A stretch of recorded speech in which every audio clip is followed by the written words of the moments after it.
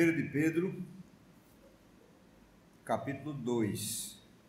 Vamos ler apenas 2 versículos, o versículo 9 e o versículo 10.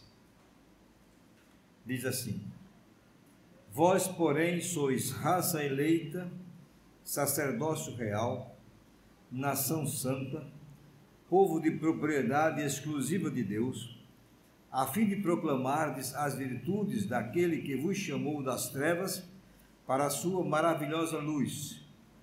Vós, sim, que antes não erais povo, mas agora sois povo de Deus, que não tinhais alcançado misericórdia, mas agora alcançastes misericórdia. Apenas estes 2 versículos nós vamos fazer a exposição. Vamos orar, meus irmãos, neste momento, pedir a graça e a orientação de Deus. Senhor, nosso Deus, nosso Pai, mais uma vez nos colocamos aqui diante de Ti, Senhor. Pedimos graça, pedimos orientação, sabedoria, para que saibamos, Senhor, expor esse texto de forma clara, de forma que a Tua igreja compreenda, entenda, Senhor amado, e seja edificada através da exposição da Tua palavra. Senhor, se conosco, eu te peço, em nome de Jesus. Amém. Na última sessão, meus irmãos, que nós pregamos, que foi o capítulo 2, do verso 4 até o verso 8, Pedro termina dizendo que Jesus é a pedra que os construtores rejeitaram,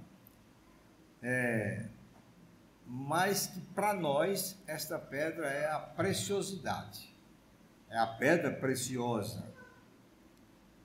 Para os incrédulos, todavia, e desobedientes, ela é a pedra de tropeço e rocha de ofensa. Para nós, ela é a preciosidade, a pedra angular. Mas para os incrédulos e para os desobedientes, ela é a pedra de tropeço, é a pedra em que eles iriam tropeçar. Assim, meus irmãos, desta forma, colocando assim, Pedro faz uma distinção entre os incrédulos e desobedientes e o povo de Deus. Ele deixa claro que existe uma distinção. Existe o povo de Deus e existe os incrédulos e os desobedientes.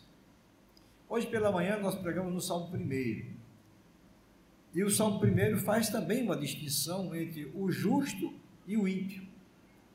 E nós vimos claramente que o justo é aquele que foi justificado por Cristo. É aquele que recebeu de Deus a justificação. Não que ele mesmo se justifica, mas que Deus o declarou justo, atribuindo a ele, imputando a ele os méritos de Cristo. E os ímpios são todos os outros que não receberam a Jesus, que não foram justificados por Cristo. Aqui no nosso texto, Pedro vai fazer essa diferença. O povo de Deus e os que não são povo de Deus. E o texto vai ficar claro para nós que nós somos um povo escolhido de Deus. Povo que Deus escolheu para si. Vamos analisar o texto. Só são 2 versículos, mas são riquíssimos em instrução para nós. A primeira coisa, meus irmãos, que nós vamos ver que o texto nos diz, são os privilégios daqueles que são povo de Deus. Meus irmãos, ser povo de Deus já é um privilégio, né, meus irmãos? Já deveria ser para nós um grande privilégio. Mas Pedro, ele vai relatar vários privilégios que o povo de Deus tem. Só Deus pode fazer isto, né? E Pedro começa esses 2 versículos dizendo o seguinte, vejam: vós, porém. Antes ele mostrou que os desobedientes eram aqueles que tropeçaram na pedra angular, que era Jesus Cristo. Mas ele agora diz: vós, porém, né? Pedro diz para os crentes que ele pastoreia, que eram os crentes da dispersão: vocês são diferentes dos incrédulos. Vocês são diferentes dos incrédulos e dos desobedientes. Vocês são o povo de Deus com privilégios fora do comum. Meus irmãos, os privilégios que Pedro vai relatar aqui para nós são, na verdade, privilégios fora do comum. E nós vamos ver cada um deles aqui. O primeiro deles é que Pedro diz que nós somos raça eleita. O povo de Deus é raça eleita. Está aqui no versículo 9, a parte A, ele diz: vós sois raça eleita. Na verdade, meus irmãos, o apóstolo se utiliza das palavras ditas pelo Senhor por meio do profeta Isaías, referindo-se ao seu povo. Ele vai, como se tivesse pedido emprestado essas palavras ao profeta. Isaías 43, os versos 20 a 21, diz o seguinte, mais ou menos assim, uma parte do versículo: ao meu povo, ao meu escolhido, ao povo que formei para mim, para celebrar o meu louvor. Ao meu povo, ao meu escolhido, meus irmãos, ao povo que formei para mim. Pedro usa aqui a palavra raça, e é muito importante que ele use essa palavra. A palavra raça é a palavra que pode significar geração, ou pode significar também descendência. E assim ele deixa claro que nós temos um mesmo ancestral. Uma raça, ou uma descendência, ou uma geração, ela é formada, vem de um mesmo tronco, de um mesmo ancestral.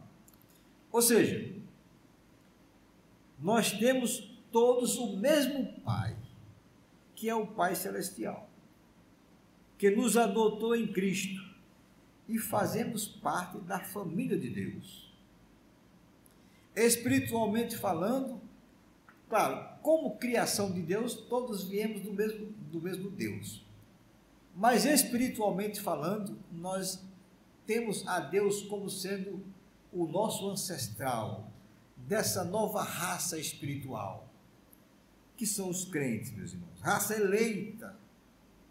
Aqui, meus irmãos, vejam, nessa expressão, raça eleita, aqui está a verdadeira eleição de Deus. Aqueles escolhidos por Deus antes da fundação do mundo, predestinados para serem conformes à imagem do seu Filho, a fim de que ele seja o primogênito entre muitos irmãos. Isso está escrito lá em Romanos, capítulo 8, versículo 29. Deus nos elegeu, Deus elegeu nós como uma raça eleita, como a descendência dele, e o texto de Romanos diz para que nós fôssemos uma família, para que nós fôssemos iguais a Jesus Cristo, e Jesus Cristo fosse o primeiro dos nossos irmãos. É como se ele fosse o nosso irmão mais velho. Então, meus irmãos, é um privilégio pertencer à raça que tem como ancestral o nosso Pai Celestial, que é o nosso Deus, e tem o Senhor Jesus Cristo como cabeça dessa raça, como aquele que é o primogênito, o primeiro dessa raça eleita. Meus irmãos, isso é um privilégio muito grande. É um privilégio. Atentem para isso e vejam que é um privilégio muito grande. Ter a Jesus Cristo como o nosso primeiro irmão, o irmão mais velho. Um dia, meus irmãos, nós vamos vê-lo. Nós estaremos com ele lá. Ele é o nosso irmão. Nós pertencemos a esta família, a família de Deus, meus irmãos. Isto deve consolar muito o nosso coração e nos confortar. O segundo privilégio que o apóstolo diz é que nós somos sacerdócio real. Está aqui na parte B do versículo 9, né? Sacerdócio real. O conceito de sacerdócio real vem lá de Êxodo, capítulo 19, versículos 5 e 6, quando o Senhor ordenou a Moisés falasse ao povo as seguintes palavras. Veja o que é que o Senhor ordena a Moisés. Agora, pois, se diligentemente ouvirdes a minha voz e guardardes a minha aliança, então sereis a minha propriedade peculiar dentre todos os povos, porque toda a terra é minha. Vós me sereis reino de sacerdotes e nação santa. São estas as palavras que falarás aos filhos de Israel. Estas foram as palavras que Deus mandou Moisés falar aos filhos de Israel. Mas, meus irmãos, Israel não guardou a aliança do Senhor. Não guardou. Por causa da sua rejeição ao rei messiânico, que é Jesus Cristo, Israel perdeu esse privilégio, que era dele, mas ele perdeu. Isso fica claro na parábola que Jesus conta dos lavradores maus, que está lá em Mateus capítulo 21, do verso 36 ao 46. Quando Jesus diz aos principais sacerdotes que estavam presentes e fariseus, que ouviam Jesus, Jesus diz assim para eles, no final da parábola, a parábola ele contou para justamente para que eles pudessem entender o que Jesus queria dizer. E Jesus diz: portanto vos digo que o reino de Deus vos será tirado e será entregue a um povo que lhe produza os respectivos frutos. Jesus diz: porque vocês me rejeitaram, porque vocês rejeitaram o Filho de Deus, o Rei messiânico que veio para reinar entre vós, então o reino foi tirado de vocês e foi dado a um povo que possa produzir os devidos frutos. Na verdade, meus irmãos, foi dado à igreja, né? Sacerdócio real, portanto, é a contrapartida de um sacerdócio santo. Vocês viram que nós, quando expusemos a primeira parte do texto, Pedro diz que nós somos sacerdócio santo. Sacerdócio santo é aquele sacerdócio para Deus, né, meus irmãos? Consagrado para oferecer sacrifícios espirituais agradáveis ao Senhor. E o sacerdócio real, meus irmãos, é um sacerdócio para os homens, pois é caráter real, dá testemunho de Deus para o mundo. Como sacerdócio santo, nós oferecemos sacrifícios agradáveis, espirituais e agradáveis a Deus, mas como sacerdotes reais, sacerdotes do reino de Deus, nós temos que mostrar Deus ao mundo. Como sacerdote real, cada crente serve ao Rei Jesus. E a nossa função como sacerdotes reais é apresentar ao mundo quem é o Senhor, porque essa era a função que Israel deveria fazer, que ele não fez. É um privilégio, meus irmãos, nós sermos sacerdotes do Rei Jesus. Privilégio muito grande. O terceiro privilégio, nós também, além de sermos raça eleita, de sermos sacerdócio real, nós somos também nação santa. Está aqui na parte C do versículo 9, nação santa. Esta é uma dignidade preciosa, preciosíssima, meus irmãos, conferida aos pecadores que são salvos pela graça. Ser chamado de nação santa. Como nação santa, meus irmãos, a igreja foi separada do mundo para viver segundo os valores do reino de Deus, valores que foram estabelecidos pelo próprio Senhor Jesus. A palavra santa é a palavra separado. Nós somos um povo separado para Deus. Ao dizer que o povo de Deus é nação santa, Pedro está falando de vida, de santificação por parte de cada cidadão do reino de Deus. Se nós somos nação santa, então cada cidadão, meus irmãos, deve ser santo, né? Separado exclusivamente para o Senhor. Isso tem a ver com santificação mesmo. No Sermão do Monte, eu estimulo vocês a lerem regularmente, de vez em quando, o Sermão do Monte, porque no Sermão do Monte Jesus traça de uma forma magistral o perfil do cidadão do reino. Ali naquele sermão, Jesus diz exatamente como o cidadão do reino de Cristo deve se comportar. Separado do mundo, meus irmãos. Os valores completamente diferentes, inversos dos valores que o mundo tem. É um grande privilégio, mas eu quero que vocês saibam que é também uma grande responsabilidade. Porque se nós somos nação santa,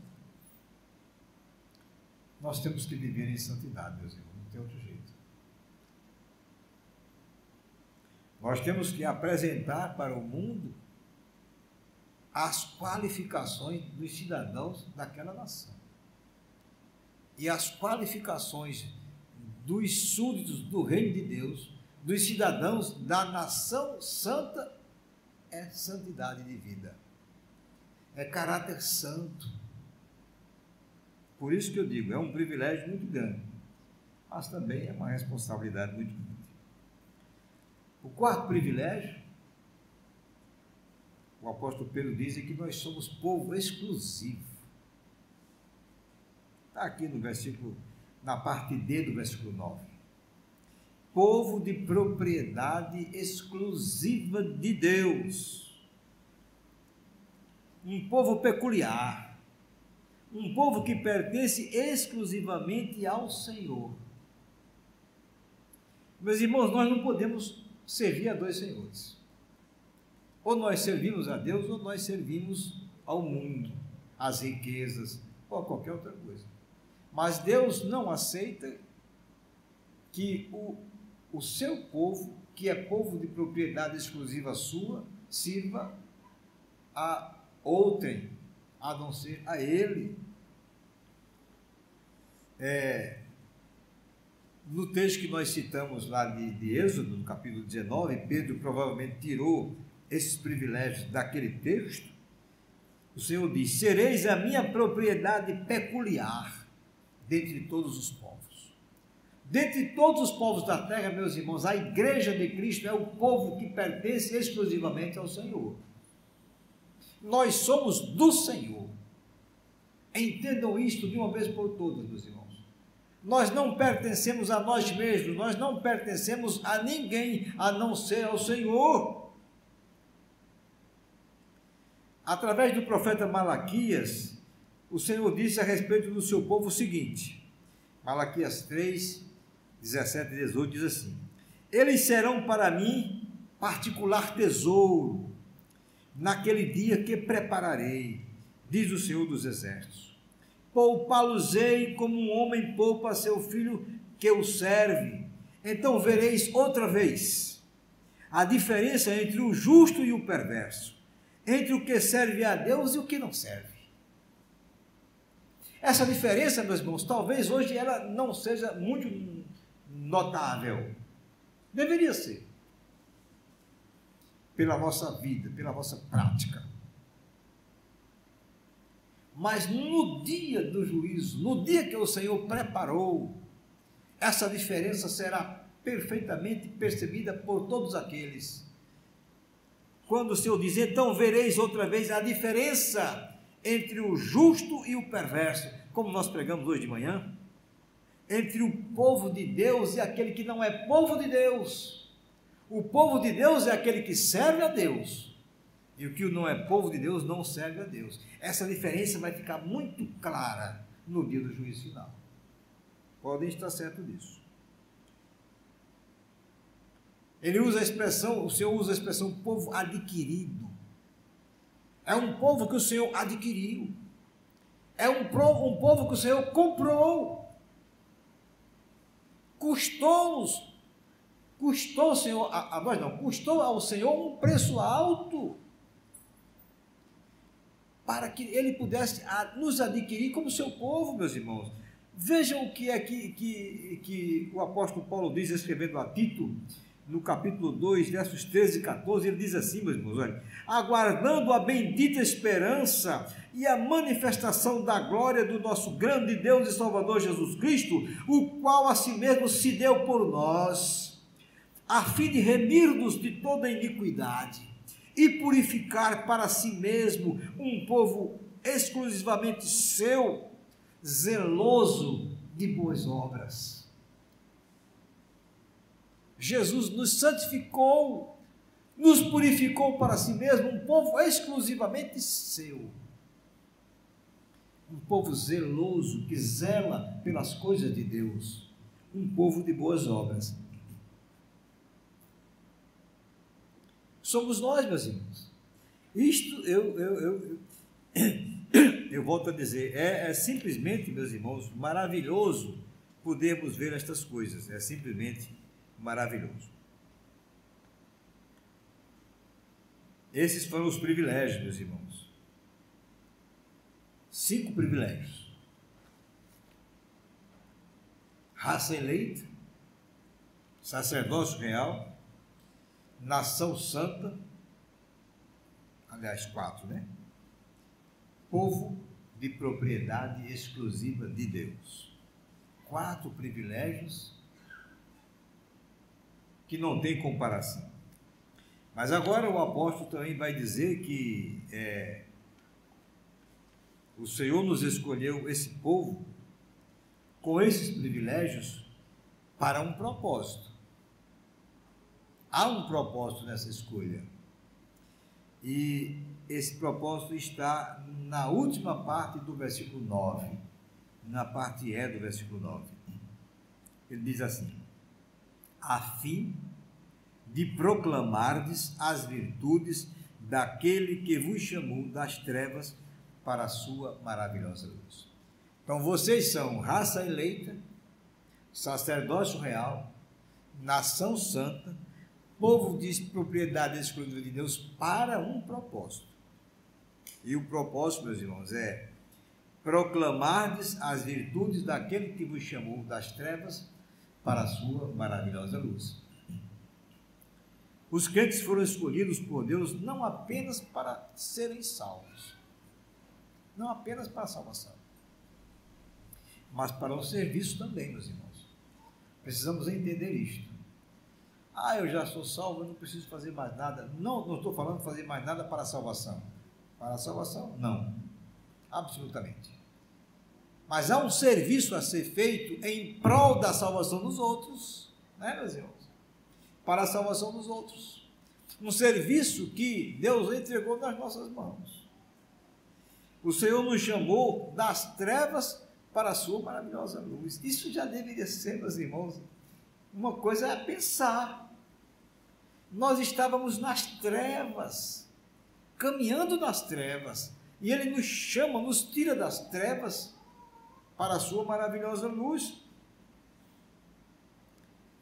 O Senhor nos fez seu povo, concedendo-nos o privilégio de sermos raça eleita, como eu já falei, nação santa, sacerdócio real, povo de propriedade exclusiva de Deus, com um propósito, meus irmãos: proclamar, anunciar, tornar conhecido, declarar publicamente as excelências do Senhor.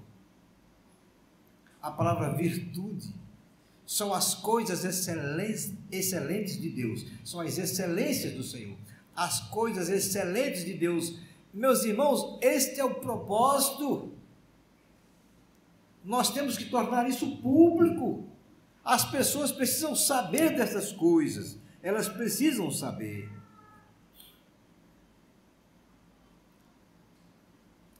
Mas eu queria fazer uma ressalva aqui que eu acho que é importante para nós entendermos melhor. Não se trata apenas de falar das virtudes excelentes de Deus, seus feitos, seu poder, sua bondade, sua graça, seu amor. misericórdia, sua salvação, não se trata apenas de falar disso aí, mas dar testemunho. É isto que o texto está dizendo. A fim de proclamardes as virtudes daquele que vos chamou das trevas para a sua maravilhosa luz, mas através do testemunho, meus irmãos, dar testemunho de todas essas coisas, de maneira que elas brilhem intensamente em todos os atos da nossa vida. Dizer que Deus é bom, você pode dizer, mas você tem provado isto na vida prática? Você tem mostrado ao povo que Deus é bom? Dizer que Deus é gracioso, que Deus é um Deus que dispensa a sua graça sobre todas as pessoas, mas você tem falado disto para alguém? Alguém olha para você e diz: realmente, rapaz, você deve ser uma pessoa agraciada por Deus?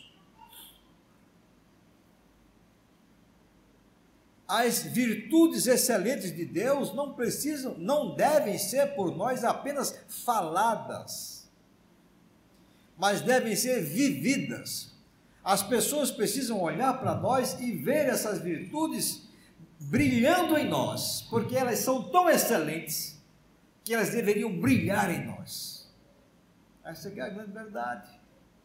Brilhar em nós. Que olhassem para nós e ficassem espantados. Eu sei que eu tenho batido muito nisto, mas é o caminho, meus irmãos, não tem outro caminho. É o propósito para que Deus nos tenha escolhido como povo e nos dado todos esses privilégios, é que nós possamos tornar público essas virtudes excelentes dele. E no versículo 10, o apóstolo fala de pelo menos duas bênçãos que nós, como povo de Deus, recebemos. A primeira bênção é o fato de sermos povo, né? Nós somos povo, isso é uma grande bênção. Ele diz assim, olha, versículo 10, a parte A: vós sim, que antes não erais povo, mas agora sois povo de Deus. Não erais povo, mas agora sois. Pedro faz referência, meus irmãos, à vida dos crentes da dispersão, aqueles crentes para os quais ele escreve, né? Antes de conhecerem a Cristo. Gente sem rumo, seguindo a corrente, entregue a seus próprios pecados. Ele sabe que aqueles crentes, antes de Cristo, eles eram assim. Eles não tinham uma identidade. Eles não eram um povo. Eles estavam caminhando por aí, né? Para ver aonde vai dar. Mas eles não eram um povo de Deus, não havia uma identidade. Mateus registra que, vendo Jesus as multidões, compadeceu-se delas, porque estavam aflitas e exaustas, como ovelhas que não têm pastor. Jesus, quando esteve aqui, ele via as multidões, muitas pessoas caminhando, aflitas, cansadas, exaustas, do peso do pecado sobre elas, sem rumo nenhum, sem saber para onde iam. Ele diz, como ovelhas que não têm pastor.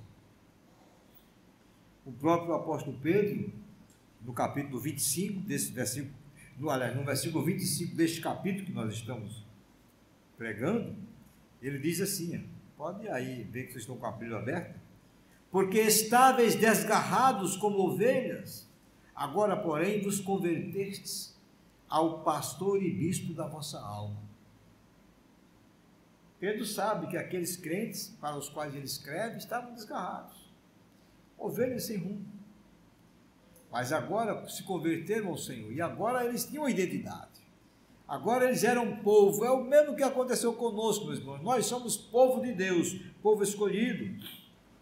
E eu vou citar, já citei, mas vou citar novamente o texto de Tito, que diz que Jesus a si mesmo se deu por nós, a fim de remir-nos de toda iniquidade e purificar para Ele mesmo, para si mesmo, um povo exclusivamente seu, povo dele, zeloso de boas obras. Foi assim que o Senhor Jesus fez conosco. Esta é a primeira bênção que Pedro cita.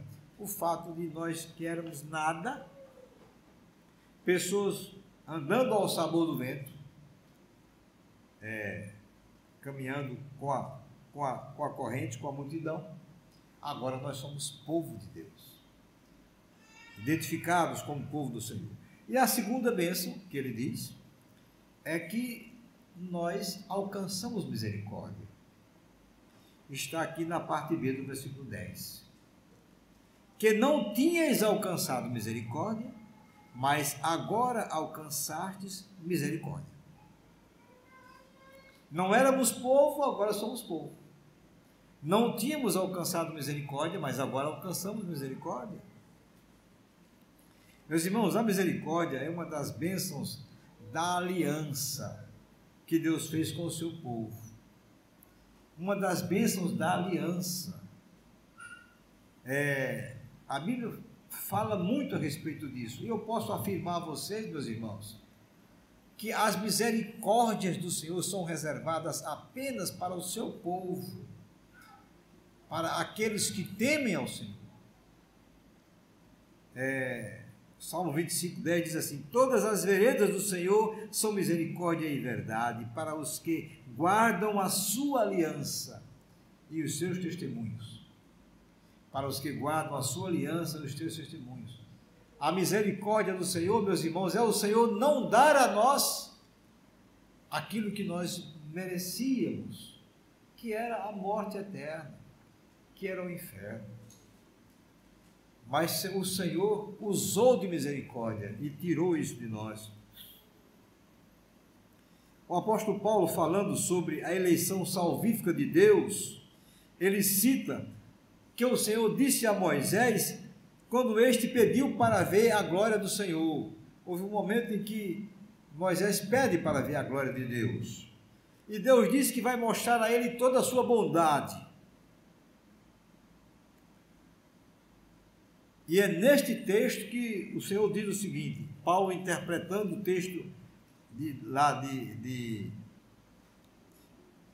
da Antiga Aliança, diz assim: pois ele diz a Moisés, Paulo cita, terei misericórdia de quem me aprouver ter misericórdia, e compadecer-me-ei de quem me aprouver ter compaixão. Deus só tem misericórdia daqueles que são o seu povo. E ele disse, é um direito reservado a mim, eu tenho misericórdia de quem eu quiser ter. Faz parte da sua soberania ter misericórdia de quem ele quer ter.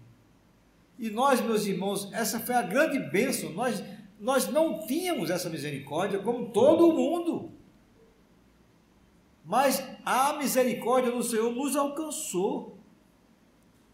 Diante desta citação, o apóstolo, inspirado pelo Espírito Santo, conclui o seguinte, ele mesmo faz a conclusão, ele diz, assim, pois, não depende de quem quer ou de quem corre, mas de usar Deus a sua misericórdia. Então a salvação não depende de quem quer ou de quem corre, não depende de esforço humano, mas depende apenas de Deus usar a sua misericórdia para com aquela pessoa. E esta é a grande bênção, porque nós estávamos nessa corrente que ia para o inferno e Deus usou de misericórdia conosco. A misericórdia dele nos alcançou. Mas quando nós olhamos para nós mesmos, percebemos que ela nos alcançou sem mérito nenhum. E nós nem entendemos por que é que o Senhor usou de misericórdia para conosco. A salvação não depende da vontade humana, mas de sermos alcançados pela misericórdia do Senhor. Essa é a grande bênção. Louvado seja o nome do Senhor. Portanto, essas duas bênçãos o apóstolo termina citando para nós. E eu vou encerrar fazendo algumas considerações finais aqui. Vejam, meus irmãos, com a rejeição de Israel ao Messias, Israel rejeitou Jesus, que era o Messias enviado por Deus, né? O Filho de Deus. Com a rejeição de Israel, a Igreja de Cristo tornou-se a testemunha de Deus no mundo. Nós somos, meus irmãos, a testemunha de Deus no mundo. Cabe à igreja mostrar ao mundo quem é Deus, o verdadeiro Deus da Bíblia. É a igreja quem é a responsável por tornar público, por mostrar ao mundo quem é o Senhor. Essa é a responsabilidade da igreja.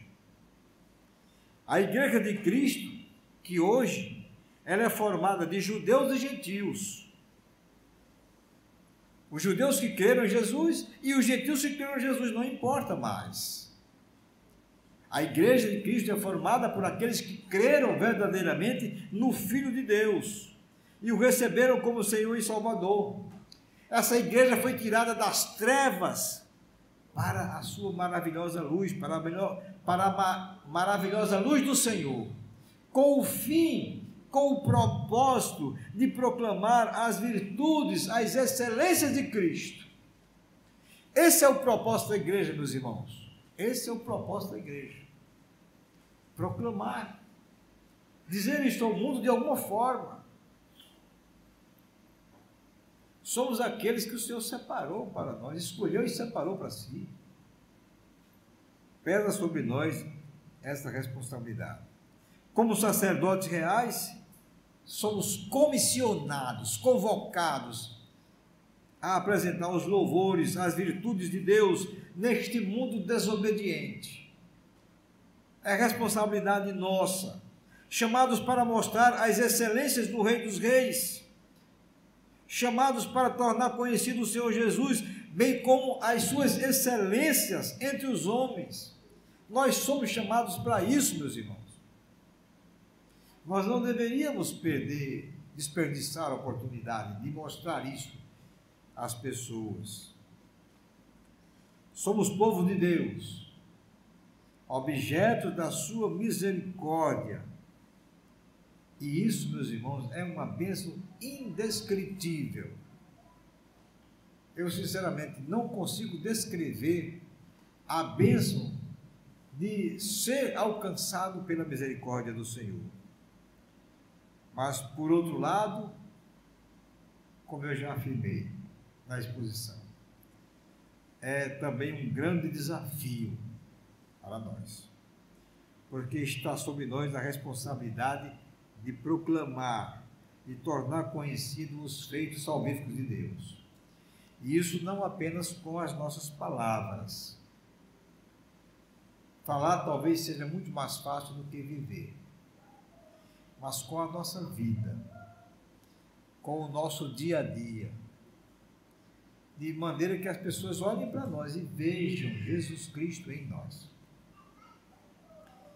Então pesa sobre nós esse grande desafio. Mas o Senhor poderá nos ajudar.